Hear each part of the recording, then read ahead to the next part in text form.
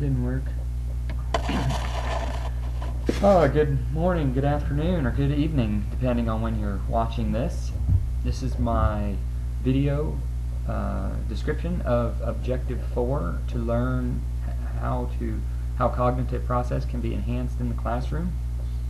The subtopics under this objective are metacognition, learning strategies, problem solving, critical thinking, and teaching for transfer. We'll begin with metacognition, which is thinking about thinking.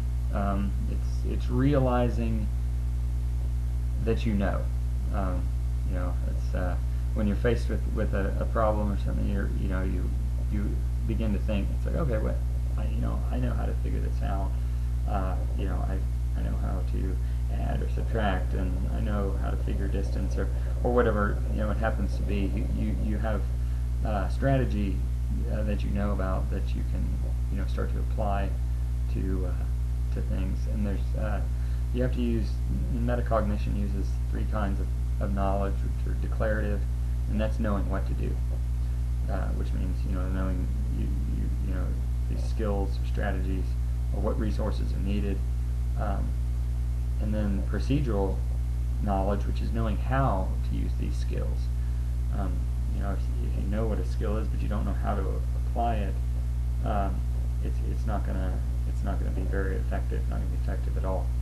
And then self-regulation, which is knowing the conditions, knowing when and why to apply these skills or strategies, and the skills to apply to this are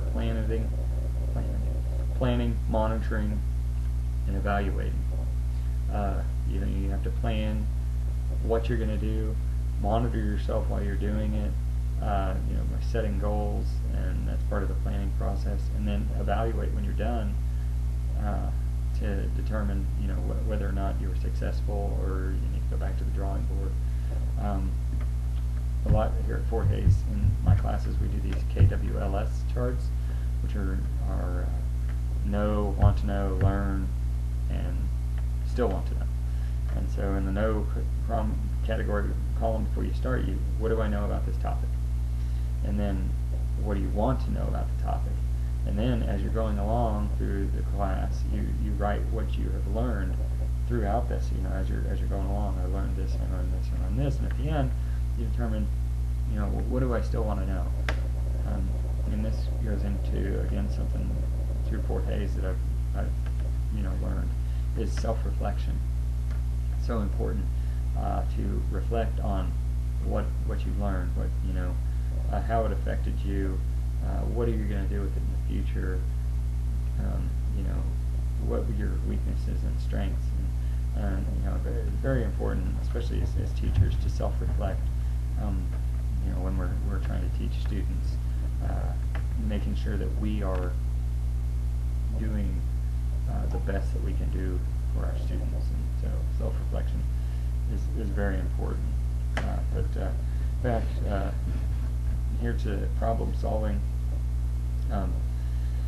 There's strategies involved in problem solving, which one is identifying the problem, setting goals, exploring possible outcomes or consequences, acting, and then evaluating the outcome.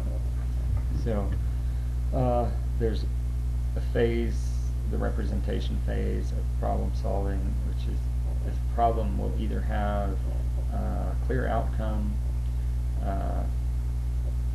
or it won't.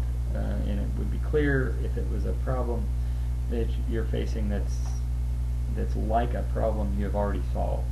But it's just presented in a different way, so it doesn't seem like it's the same. But then once you apply what you know, you figure it out. Whereas the problem that you don't have the knowledge to solve it, you'll have to search beyond for a solution. So you'll need to reevaluate, and it's like, okay, this didn't work. Now I need to find, I need to try something different, or in evaluating, it's like, do I need help, or can I do this on my own? tried this. Did I do something wrong in my process first time? And that's where there's a big difference between expert problem solvers and novice problem solvers. Experts know when they see a problem, they know how to apply their knowledge to or apply around the principles that can be applied to a lot of different problems. So they already have this process set up to where these steps that they can take, and they're also very good at progress monitoring. So when they get to a certain point, it's like, how am I doing on this? Am I going in the wrong direction? Is it not working out? Again, do I need help, or can I try it a different way? And creativity and restructuring a problem, maybe working it backwards, from solution to the problem may work better. It's like, okay, well, if this is our solution, how can we work it back, to figure it out along the way? So, and that involves critical thinking skills, which are, critical thinking is being able to combine research and historical context and balance with judgment. And you need to be able to decide whether a source is credible.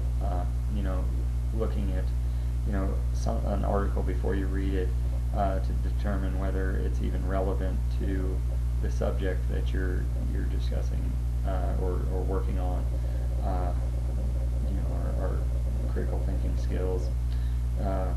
Corroboration is making connections between different texts, different types of texts. The internship classroom that I was in, that I'm in currently, it's a third grade social studies classroom, and we were several weeks ago. We were going over the Underground Railroad, and we were reading a book about Harriet Tubman. And I don't remember if it was in the textbook or in the Harriet Tubman book, but it was mentioned that there was a slave who had tried to escape by shipping himself in a box, and he almost died because the box got turned over, and so he was upside down for an extended period of time. And then we read a biography on Joe Box Brown, and kids were just so excited because they remembered reading about this guy, and they were like, oh, I bet that's the guy that rode the box, and this and that. So they were all very excited about making that connection between Joe Box Brown's biography and the mention of that slave that almost died because his box got flipped over that he was trying to escape in. Another thing is contextualizing, which I think is more difficult than corroboration. Contextualizing is putting the information into a context of maybe a time frame, and it's a little more difficult, but a necessary skill to learn to make sense of information. And finally, we've got argumentation, which is just what it sounds like, argument, but you have to learn to defend your argument, learn to support your position, but not only support your position, you have to also be prepared to refute your opponent's claims. You can't just come in with a strong argument and then have no way, because he's going to counter with different information, different facts. So you've got to be able to counter that. Finally, we have teaching for transfer. This is vital. Teaching for transfer, it seems like, to me, that's a no-brainer. Everything we want to teach students is to help them in the real world. So, for instance, like learning to type and write incomplete sentences and punctuate properly is all vital, because then they can later on they may need have to send an email to someone and they know how to write something in letter format and address it properly and all that, or if you, for instance, you've learned fractions and how to figure angles and things like that in math classes, and then you get out and you get a job as a carpenter and you have to measure and cut boards and figure angles and use fractions, and that's transferring the information that you've learned that you're using to complete assignments in books and all this hypothetical information, and being able to transfer it out into a real world situation. That's teaching for transfer. So I believe I've covered all my topics in Objective 4, which metacognition, learning strategies, problem solving, critical thinking, and teaching for transfer. I hope you enjoyed it.